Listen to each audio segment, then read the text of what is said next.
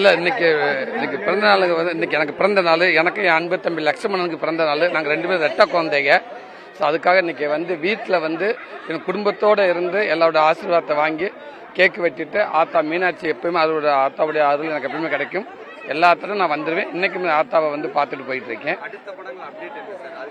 அடுத்த படம் ஒரு 2-3 படம் அடுத்தடுத்து கமிட் ஆயிருக்கேன். இப்போதைக்கு ஷூட்டிங் போயிட்டு இருக்கு மண்டாடி படம். அடுத்து 2 படம் விரைவில் அறிவிப்பு வரும்னு நினைக்கிறேன்.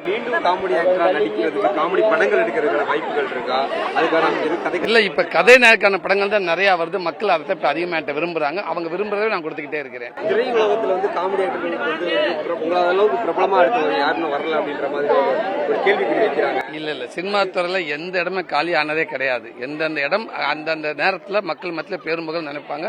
அவங்க அங்கிருந்து போனா அந்த இடத்துக்கு இன்னொருத்தவங்க வந்துருவாங்க. எல்லா இடத்துக்குமே நிரப்புறதுக்கு எல்லாரும் இருக்காங்க. கண்டிப்பா இப்ப விஜய் அரசியல் விளையாட்டாரு, படத்து திரையுலகத்துல விளையாட்டாரு, மீண்டும் வரணும்னு நீங்க எதிர்பார்க்கறீங்களா? நீங்க திரையுலகத்துல இருந்து எப்படி பாக்குறீங்க? மீண்டும் வரணும்னு நினைக்கிறீங்களா? இப்ப போயிருக்கிறது அவர் விருப்பம்.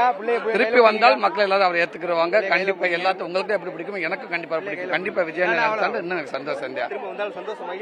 கண்டிப்பா மகிழ்ச்சி. ஏன்டா அவரை வந்து கண்டிப்பா திரையில பாக்குறதுக்கு எப்பயுமே விரும்புறது மகிழ்ச்சி, சந்தோஷம்.